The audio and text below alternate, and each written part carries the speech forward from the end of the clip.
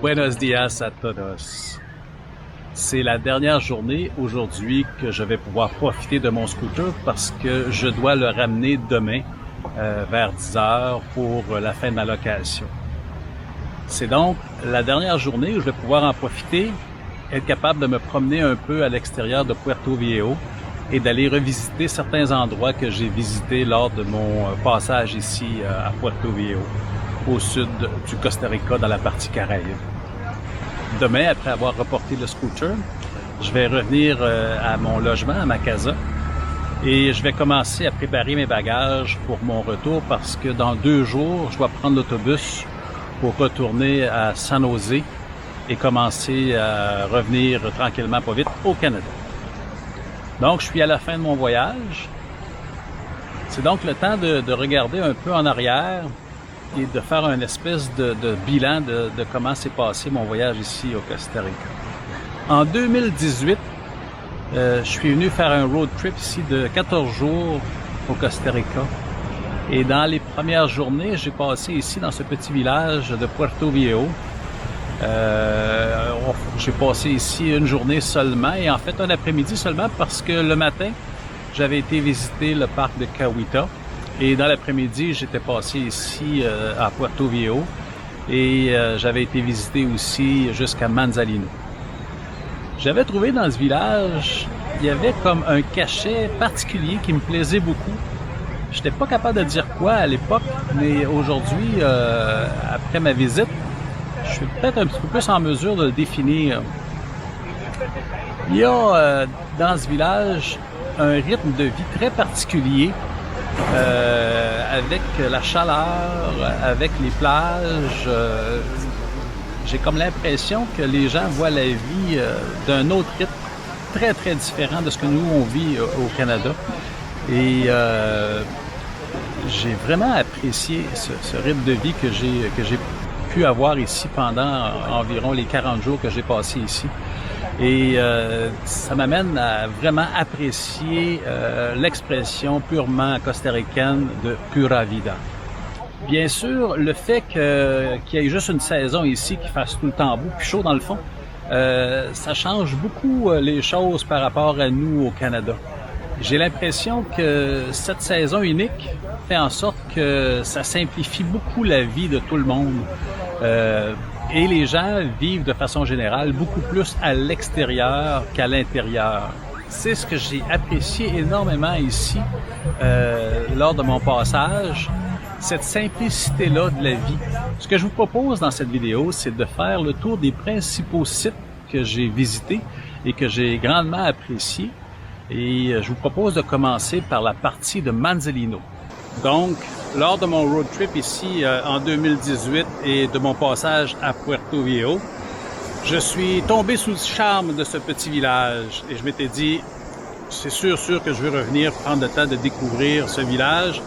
Alors, ça a été dans mes plans et pendant 2 ans, j'ai accumulé des vacances pour avoir le temps de pouvoir vraiment venir ici et de prendre le temps d'être ici.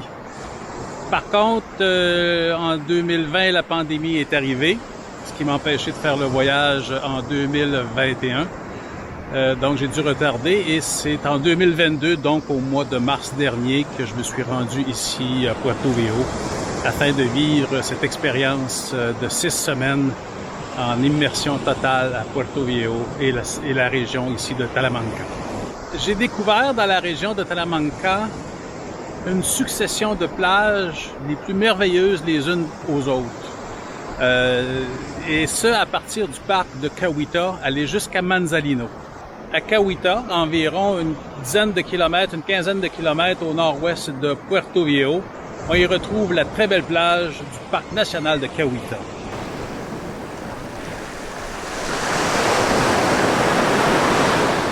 Playa Blanca fait partie intégrale du parc de Cahuita.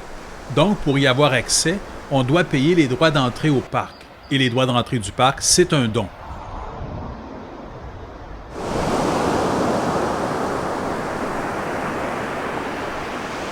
Légèrement un peu plus au sud-est, on retrouve la plage de Playa Negra, qui, elle, se rend de Puerto Viejo jusqu'au parc national de Cahuita.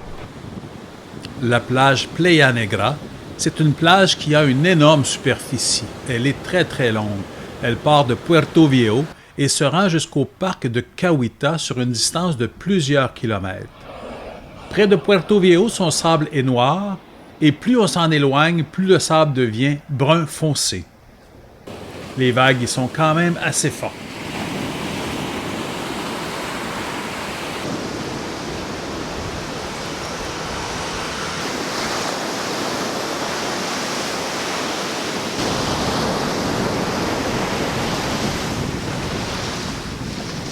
Il y a à Puerto Viejo la plage du village où plusieurs résidents s'y rendent la fin de semaine et jours de congé pour profiter du bon temps.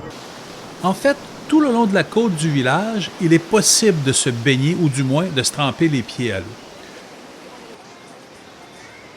Et pour être capable de différencier les endroits les uns des autres, on leur a donné un nom.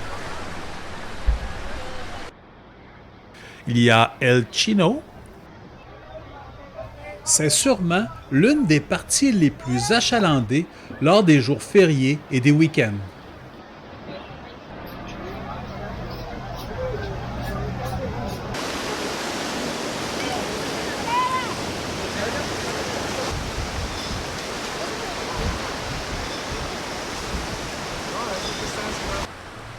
La section El Parquecito. Dans cette section, on ne retrouve pas beaucoup de baigneurs.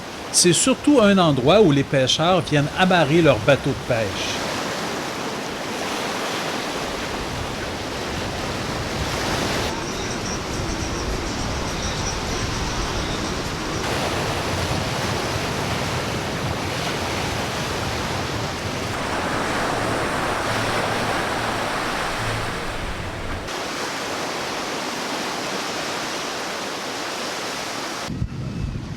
La section Stanford. Cette section se situe juste à côté de restaurants, terrasses et bars.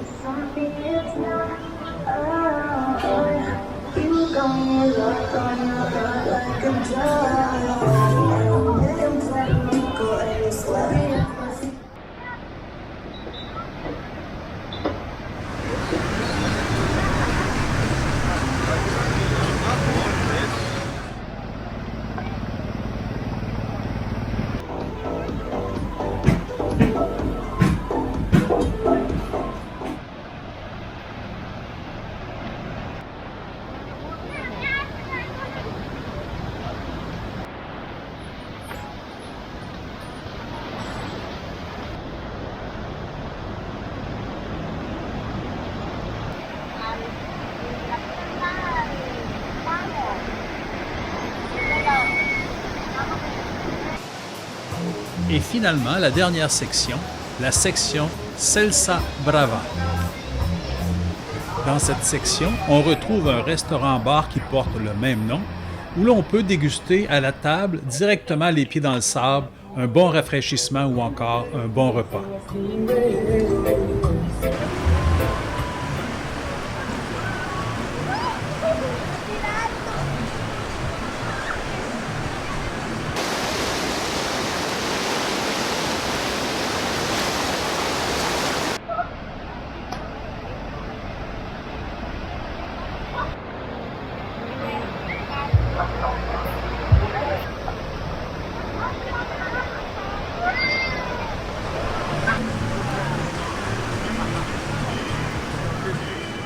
Pendant les jours de congé, on retrouve beaucoup de Costa-Ricains bien installés sur ces plages avec leur pique-nique, leur abri soleil et leur musique.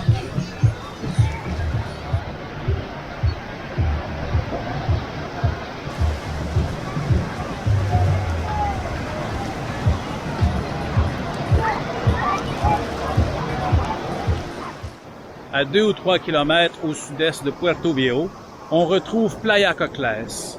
Cette plage, avec ses grosses vagues, est un endroit idéal pour le surfeur débutant. Cette plage est sûrement la plus achalandée par les touristes. Elle est tout près du village, 2 kilomètres environ, et on retrouve le long de la route plusieurs restaurants prêts à accueillir les touristes. Bien que les grosses vagues toujours présentes sont assez fortes, il est quand même très agréable de se baigner à cette plage.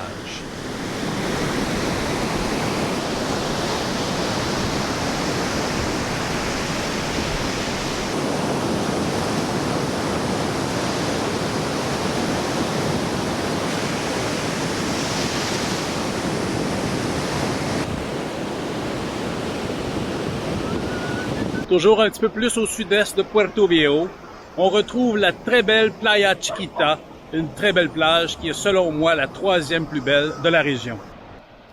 Playa Chiquita est une très belle plage. C'est une plage par contre qui est très peu achalandée parce qu'elle est beaucoup plus difficile d'accès. Il faut vraiment savoir où est le sentier pour être capable de s'y rendre parce que la route ne se rend pas jusqu'à côté de la plage.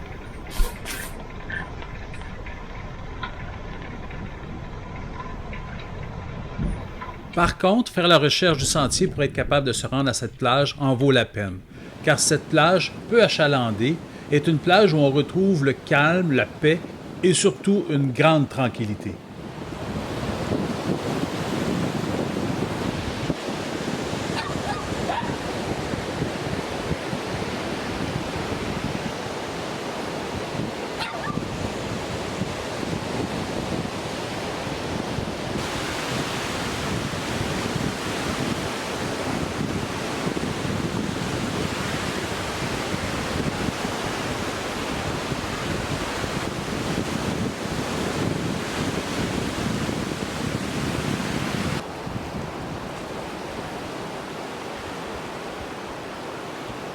À l'extrême sud-est de Talamanca, et ici on est tout près de la frontière avec le Panama, on retrouve selon moi la deuxième plus belle plage, la plage de Manzanillo. Je donne la deuxième place à cette plage pour plusieurs raisons. La première, qui est quand même assez importante, elle se divise en plusieurs sections. Plus vers le sud-est, on retrouve un endroit où on peut stationner des autos, donc les gens locaux peuvent venir s'installer et pour y passer une très belle journée en groupe. Plus à l'ouest, la plage est beaucoup plus achalandée par les touristes que les gens locaux.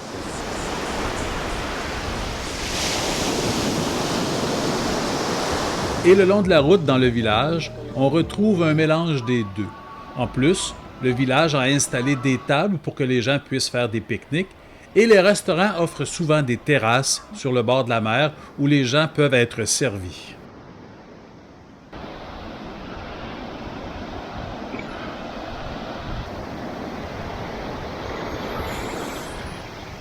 Un autre avantage très intéressant de cette plage, c'est qu'à Manzanillo, tout près de la plage, on retrouve bon nombre de restaurants qui sont prêts à nous servir tout au long de la journée.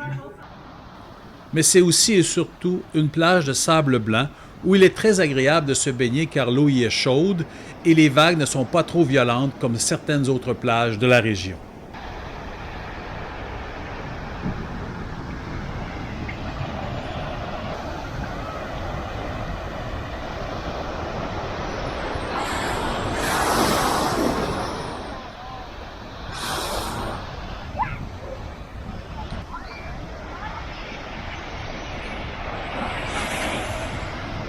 Et selon moi, la plus belle plage de la région est sans contredit la plage de Punta Uva.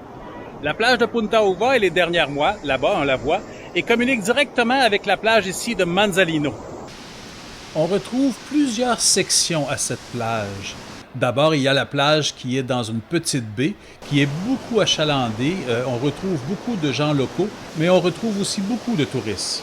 Cette section est à l'abri des grosses vagues de la mer des Caraïbes.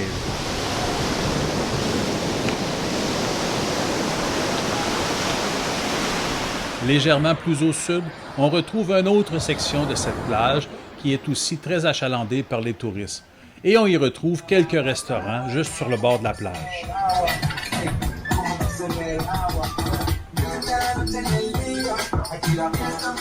Un peu plus loin, toujours plus au sud, on retrouve une autre très belle section qui est selon moi la plus belle section de cette plage.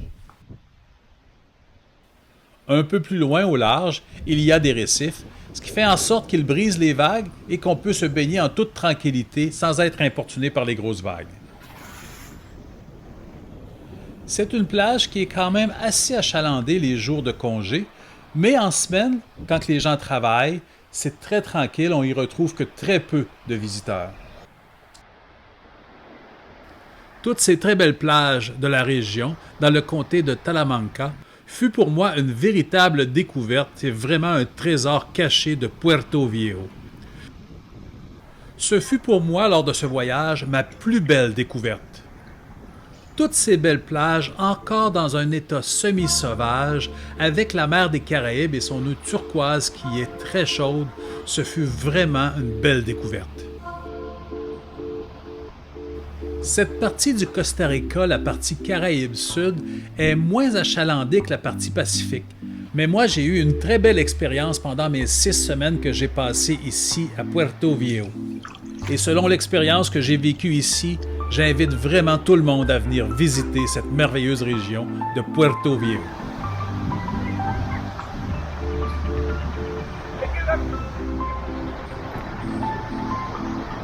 C'est ce qui termine cette vidéo. J'espère que vous avez aimé. Si vous avez aimé, cliquez sur j'aime et je vous invite à vous abonner pour suivre les prochaines vidéos de mon retour au Canada. D'ici la prochaine vidéo, pura vida!